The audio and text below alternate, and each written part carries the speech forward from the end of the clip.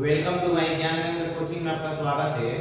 आज हम इस क्लास में देखते हैं सम्मिश्र संख्या जो क्लास 11th का चैप्टर 5 तो उसका कंसेप्ट आज हम जानेंगे कि सम्मिश्र संख्या आखिर होता क्या है। सम्मिश्र संख्या आपका दो प्रकार की होता है।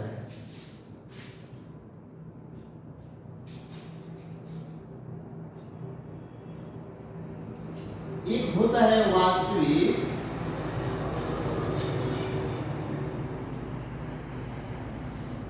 दूसरा होता है काल्पनिक।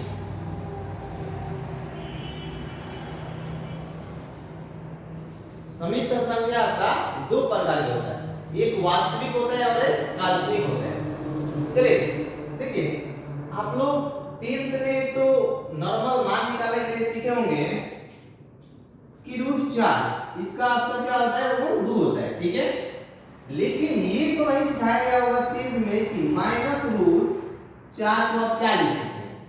ये है ना, बताइए -4 को आपको कितना पढ़ाया गया, नहीं पढ़ाया गया। तो इसके लिए पहले सबसे इंपॉर्टेंट आपको ये है, हमेशा याद रखना है, याद रखें आयोटा, इसको बोलते हैं आयोटा, आई से बोलते हैं, आई से सूचित करते हैं आयोटा। आयोटा का मान होता है -√1 होता है। आयोटा स्क्वायर का मान होता है -1। आयोटा क्यूब का मान होता है माइनस आयोटा, आयोटा 4 का मान होता है 1। तो देखिए, हम माइनस हटाने के लिए इसमें आयोटा लगाएंगे।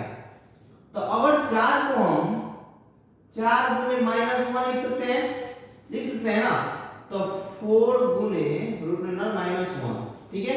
4 का वर्गमूल 2, इसका माइनस √1 को हम क्या लिख सकते हैं, देखिए √1 को हम आयोटा लिख सकते हैं। तो सबसे मेन झंझट आपका यहीं पे है, हमको यही समझना है कि माइनस हटाने के लिए आयोटा लगाना पड़ेगा। आपका 11 में मेन कांसेप्ट यही है। देखिए इसको लिख दीजिए, आयोटा से शुरू करें, हिंदी बोलते हैं आयोटा, इसको आयोटा से सूचित करता है ऐसे। चलिए मान लीजिए अब -7 का निकालना है, कैसे कैसे निकालेंगे, देखिए 7 गुने -1, ठीक है। तो √7 गुने -1, तो √7 का इसका कोई वर्गमूल होगा नहीं, इसका क्या लिखेंगे, आयोटा। तो आपका इतना आंसर आ गया। तो चलिए आप अपने से निकाल कर बताइएगा कमेंट बॉक्स में। -8 के, -9 के, -11 के, अपना से और सब निकाल लीजिए, ठीक है। चलिए अब इसका नेक्स्ट कॉन्सेप्ट क्या है हम देखते हैं, नोट कीजिए, हो गया।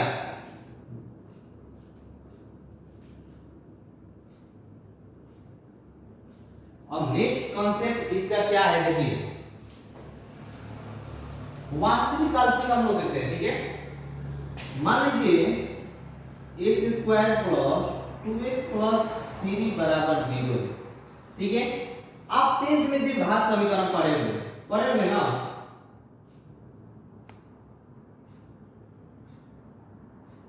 आपका इसमें भी द्विघात समीकरण का टोटल कांसेप्ट है। आप लोग देखिए, आप लोग को क्यों कहा जाता है कि 10th आशा से पढ़िएगा तो 11th समझ में आएगा, फिर अगर 11th आशा से पढ़िएगा उसके बाद 12th समझ में 100% आएगा।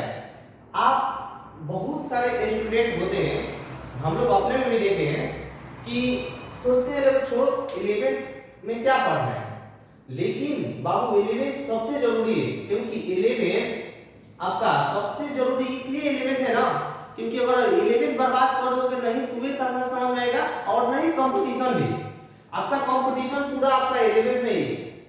बहुत सारे स्टूडेंट के देखे हैं लोग कि लगभग 99% मतलब 90% कह सकते हैं कि स्टूडेंट ये सोचता है कि हम 12th पढ़ेंगे, ठीक है। लेकिन 12th पढ़ने के हो जाए कि 12th में अच्छा कुछ नहीं कर पाए, इसमें अगर त्रिकोणमिति 11th में आप पढ़िएगा, 12th में पढ़िएगा तो 100% समझ में पहले बार आएगा। क्योंकि 11th का टोटल कॉन्सेप्ट इसमें 12th में लगा है। तो 11th एक बार पढ़ेगा, फिर 12th पढ़ेगा, उसके बाद जितना ये एयरफोर्स नेवी होगी, जितना डिफेंस का तैयारी करते हैं, सब 11th आपका कंपटीशन है। ये सब सवाल आपका कंपटीशन में आता है। तो 11th पढ़ना बहुत जरूरी है।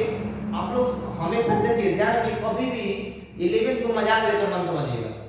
अगर जिसको 400 प्लस लाना है 12th में इधर, तो 11th को एकदम अच्छा से पढ़ना है। और 11th में ही आपका हिंदी प्लस इंग्लिश ये आपको कंप्लीट कर देना है 11th में। जब 11th में ये कंप्लीट कर, क्योंकि ये 11th क्या है, मतलब 11th में आपका हिंदी और इंग्लिश आपका 12th का ही पढ़ना है। तो 12th का पढ़ेंगे तो समझिए आपका ये प्लस पॉइंट हो जाएगा 200 नंबर का। तो जब 200 नंबर 11th में आप कंप्लीट कर लीजिएगा, आपके पास पूरा साल भर बचेगा क्या पढ़ने के लिए, फिजिक्स, केमिस्ट्री और मैथ, और जो बायो है। तो ये पढ़ने के लिए आपको ज्यादा समय मिलेगा, क्योंकि इसका टेंशन बहुत कम हो जाएगा। बस जो पढ़िएगा 11th में पढ़ने का उसका रिवीजन करते रहिए। तो इससे क्या होता है, इससे आप अगर अच्छा से 11th शुरू से ही तैयारी करते हैं तो आप तब पा सकते हैं, तब पर लिस्ट में आ सकता है ना। लेकिन आप सोचते हैं कि हमको 400 लगाना है, 11th गवा दिए तो बहुत मेहनत करना आ जाएगा, लेकिन मेहनत तो बहुत 12th में करना पड़ेगा। लेकिन अगर 11th आप अच्छा से पढ़े रहेंगे तो 12th में उतना मेहनत करने का जरूरत नहीं है। तो इसलिए बाबू समझाते हैं कि आप लोग 11th कभी मिस मत कीजिएगा।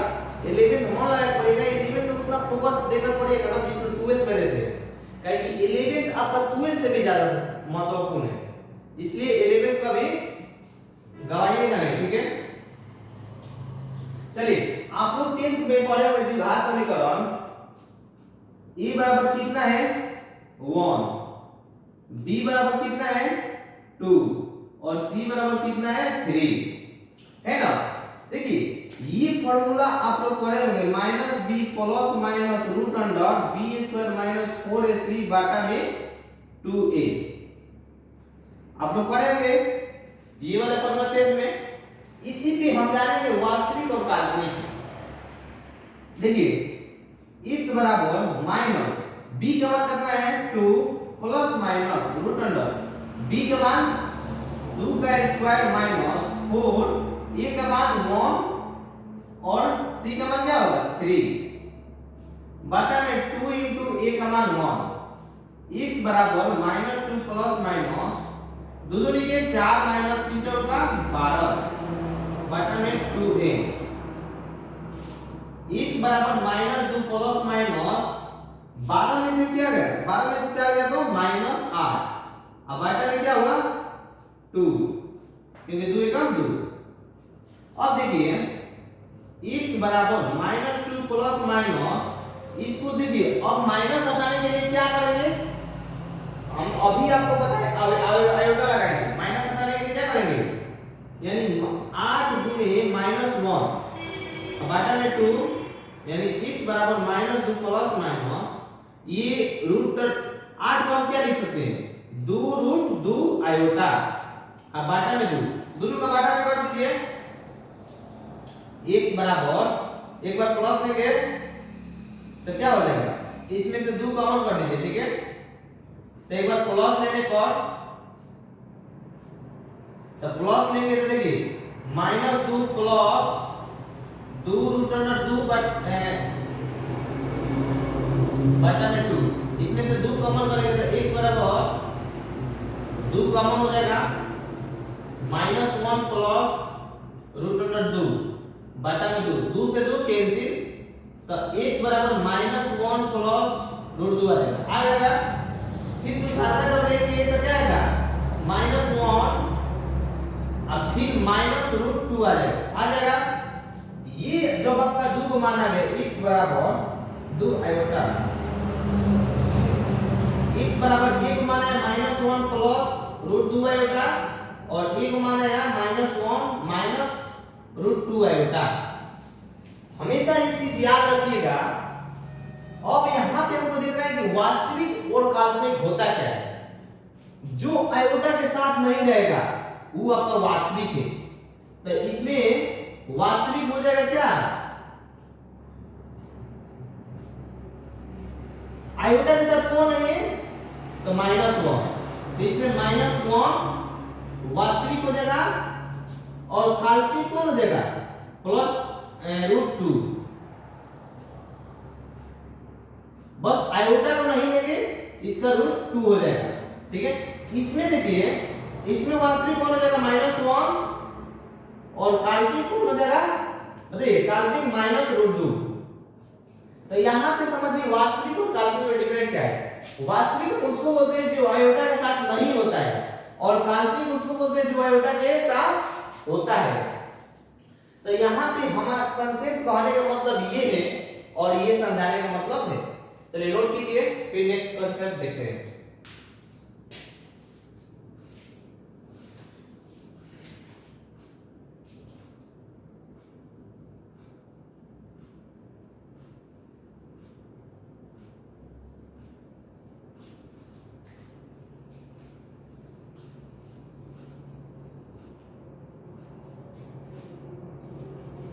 चलिए मिटा दे रहे हैं, ये आपका बहुत इंपॉर्टेंट है, इसको याद रखिएगा कैसे भी, ठीक है।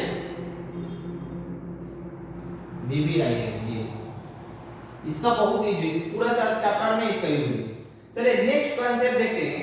मान लीजिए अब इसका बोल दिया 4 के बाद और दे दिया संख्या, तो कैसे निकालेंगे। मान लीजिए i की पावर 9 दे दिया, ठीक है, तो इसका कैसे निकालेंगे। सबसे पहले 4 की गुना कीजिएगा, 4 गुणज, फिर जब 4 करेंगे तो कितना बचेगा, फिर 4 और 1। इसको ऐसे हम लिख सकते हैं, ठीक है। या तो हम इसको ऐसे भी लिख सकते हैं कि 4 गुने 2, ठीक है, फिर 4 का 8 है 9, इसका 1, ठीक है। ऐसे क्यों लिख सकते हैं, ये दोनों का मान लीजिए, इसका मान 1 होता है, देखो आयोटा 4 का मान कितना है, 1 होता है, इसका मान भी 1 होता है, और आयोटा का मान कितना होता है, इसको आयोटा ही डाल दीजिए, ठीक है। अब यहाँ पे आयोटा का मान 4, इसको यानी गुना करेंगे तो सिर्फ आयोटा आएगा, इसको भी गुना करेंगे तो इसका मान 1 हो जाएगा, 1 आयोटा से गुना करेंगे तो आयोटा ही आएगा, हमेशा ध्यान रखें। मान लीजिए आयोटा का पावर दे दिया 17, 18 दे दिया, ठीक है।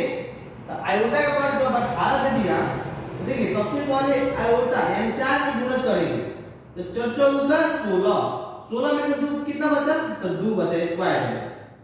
तो इसका देखो आयोटा 4 के बाद 1 का कितना भी स्क्वायर करेंगे तो 1 आएगा, और आयोटा स्क्वायर के बाद क्या है, -1, यानी गुना करेंगे तो -1 है हमेशा। तो ये आप कांसेप्ट हमेशा ध्यान में रखिएगा, इससे क्वेश्चन पूछता है। देखिए आज का कांसेप्ट यही है।